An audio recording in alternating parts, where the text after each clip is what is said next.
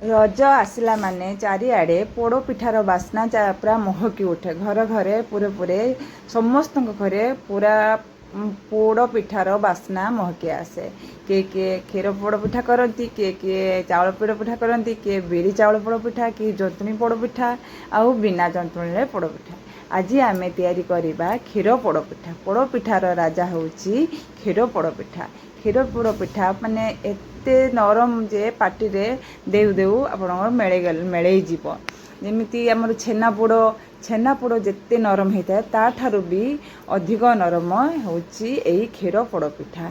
क्षीर पोड़ पिठा बहुत समय आपन को अपेक्षा करिया पड़िबनी बा बहुत समय लागिबो नाही।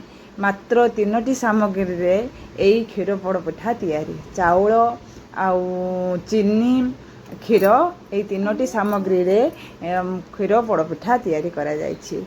देखि पारछंती केते नरम बा स्पंजी होई पिठाटी पूरा थलथलिया देखाउछि। आ पाटी रे पकेला मात्रे भी से पोड़ पिठाटी नरम पूरा एते नरम जे पाटी रे पकेले मिले जाउछि। प्रथमे एई क्षीर पोड़ पिठा पई मु 1 कप चाउलर व्यवहार करिछि।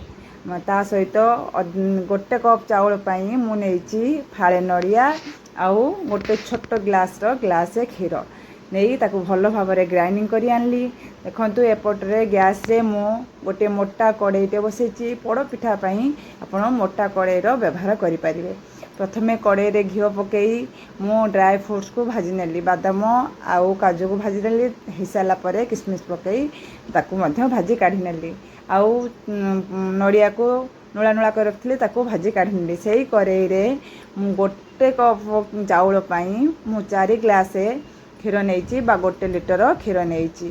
से क्षीर आपण मध्य चाहिए पानी व्यवहार करें किंतु मुझे पानी नहीं क्षीर नहीं। आउ गोटे तेजपत्र को छोट छोट कट पीस कर पकई देछि। गुजराती गोटे छड़े पकई आपण चाहिए मध्य गुंड कर नहीं पारे। तापरे गोटे माने पकई गुआ घी मुझे पकई गुआ घी किसी पकई आपड़ गुआ घी यदि आपको पसंद ताले पकई पारे नहले सेटा स्किप कर पके। तापरे मु नड़िया पोड़ पिठा पई आमे नड़िया तो जा भी हेले पकेवा खंड नड़िया पोड़ पिठार पकेले भल लगे।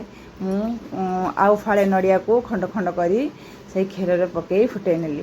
तापरे सेही ग्लास रे से छोट ग्लास रे मु 1 ग्लास चीनी नेइची। चीनी नेई ताकू किछ समय फुटिया पई छाड़ी देली।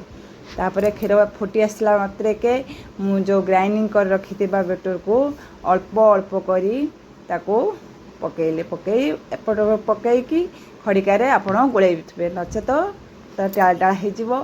देखो मु केमती एपट ढालिकी गोले गोले जंतुणी प्रस्तुत करदेली। देखो जंतुणी आमर केते पूरा नरम होईची। आपण सब बेले मन रखिथे मेजरमेंट हिसाब नेले पानीटा पानी हेबनी कि आमर काठुआ हेबनी। तापरे जंतुणी प्रस्तुत कर रखिदेली। तापर एपटे कड़े गरम करिकी गोटे कदली पत्र को अल्प तेल मारिकी सेकी नहीं। कारण कदली पत्रटा डायरेक्ट पकेले फाटी जाई परिबो।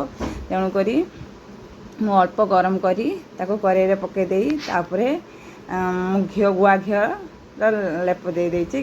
गुआ घिओ टिके मार देइछि जा हेले हमर पिठाटा एते शीघ्र पोड़ीब नाही। कदली पत्र रखले आपण जदि चाहिए रिफाइन ऑयल मध्य पके पारिबे। तो मुझे गुआ घिओर व्यवहार करिछि। तापरे जंतुणटा मोर गरम थिबारु मु हाथ रे करि पाइलेनी। मु खड़िका साहाय्य रे मु तो चारिआडे स्प्रेड कर देली।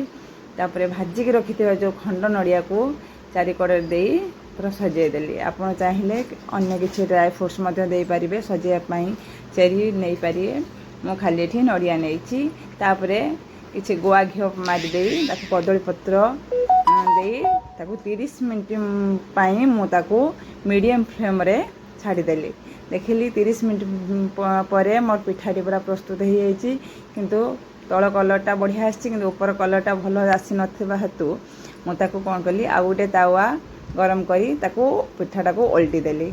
ओल्टी देकी ताकू 5 मिनिट पई गैस रे बसई देली। देखंतु ऊपर पाखटा केते सुंदर देखा जाउची केते माने अट्रैक्टिव लागुची।